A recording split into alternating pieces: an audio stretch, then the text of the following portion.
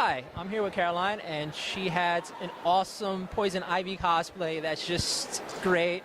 And she brought out a little adorable Groot toy that went with it, and we have pictures you'll see. And I just had to stop her because the cosplay was just that awesome. So, hi, Caroline. Thank you for taking the time to talk to me. Thank you for having me. First question, what got you into cosplay? I really love, my passion is always seeing something coming together, and I love working and creating something new, like a new persona that I could be. I'm always the type of person who likes to smile and loves to be bubbly, but when I'm Poison Ivy, I have to be in character. I have to be very calm, I have to be rude, I have to have this stern face at all times, and I think it's just so much fun to be a whole new person and just take on the persona. You know, you just totally threw me there because when I was like, yeah, I'll do the interview, you seem kind of like distant and not into, like, am I bothering her? Am I like, oh crap, I don't want to force her. And you saying that, like, okay, you owned it, you're in personality. Well, I'm a teacher in New Jersey, and with my students I have to always be really energetic and really happy and always like really like genki, as Japanese would say. But right now with the Poison Ivy, you can't be happy and bubbly. You gotta hate the world, you have to hate Batman, you have to say screw the world right now. So that's the person I'm taking on right now. Like, I can't smile, and I just have to leer at everybody that passes by me. So what made you get into, what drew you into the world, like, initially? What was your first cosplay experience like? When I went to Comic-Con last year, it was amazing. I saw all these different people, and I just saw that everyone could be anyone that they wanted to become. And so yesterday I was Misty, and that was a lot of fun. That was my personality. Everywhere I went, I would just pose with like a little peace sign, and that was really easy. But now today I want to try something new, something a little bit more complex with body paint, makeup, and everything else. You can't really see on the camera, but I did my legs this morning with all this body paint, and it took us... You can walk back a little bit. Sure. Hello! There's some body paint down there. It took my friend and me 2 hours this morning to do everything. From my hair, to my makeup, to my legs, everything took 2 hours this morning. And it's just so amazing to see people appreciate it and who recognize who I am and just love what we're doing here. You know, and I'm going to walk a little closer. You know, that's the cool part for me. It was just like, I saw you briefly walk by and you owned it. You were like, you're cranky, you were serious, you had the whole body paint thing done. You got the Michael's leaf decorating going on. I was like, that's awesome. That's just like the character, and I loved it. Thank you so much. So, so you just started last year from Comic-Con, or is there anything up before this? No, this is actually only the second time I've cosplayed. You jumped right in. Thanks. Yeah, I wanted to go full out. This was on my bucket list for the longest time. So I went full on with this one, and next time I cosplay, I want to try a wig next time. Just putting on a hair that I'm not used to, and trying a whole new different persona as well.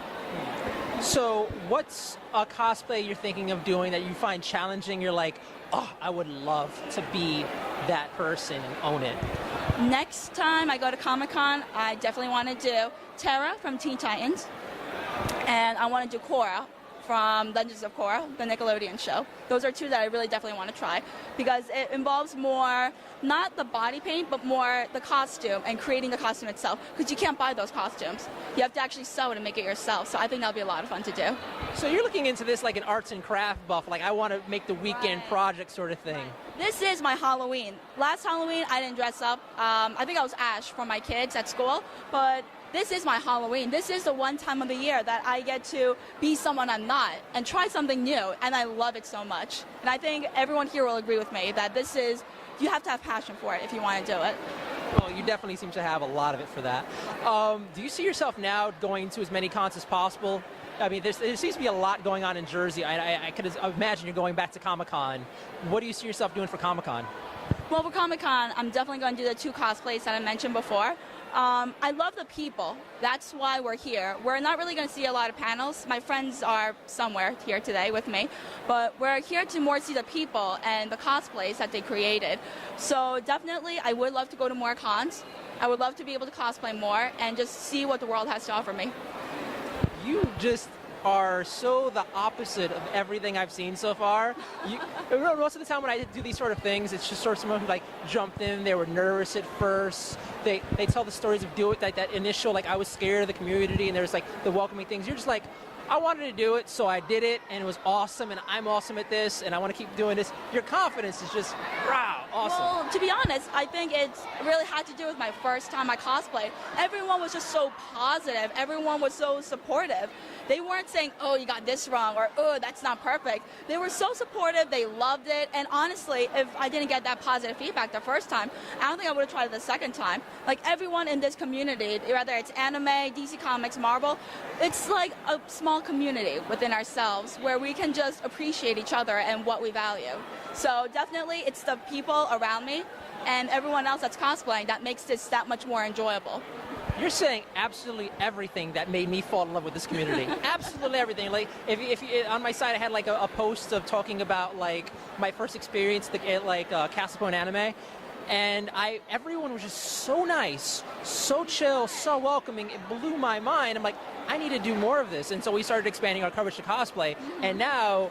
I didn't get a chance to cosplay this year, but I'm totally getting stuff ready. So when I go to more of these things, I'm going to be in costume as I'm talking to someone else about their costume. Can your fans know what you're going to do next year? I have a Picard costume at home, so you're going to probably shave my curly hair off. Okay. I'm thinking of Hisoka from Hunter x Hunter, so I got to make my arms a little bigger for that one and lose the gut.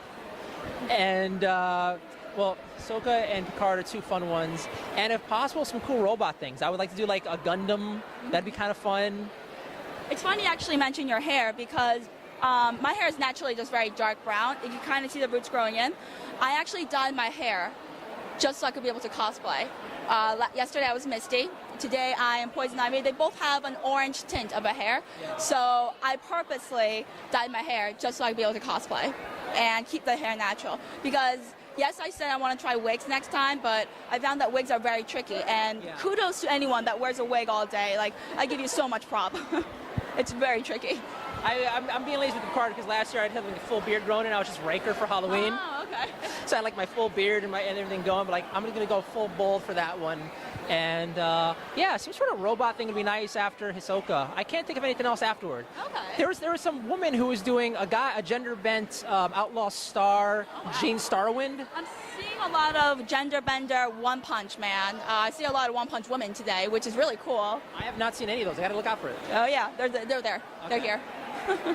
Well, thank you so much. I appreciate it, and look up the site later on, and so you can see your pics. All right, I'll definitely do that. Is this gonna be on YouTube? Yes. Subscribe, everyone.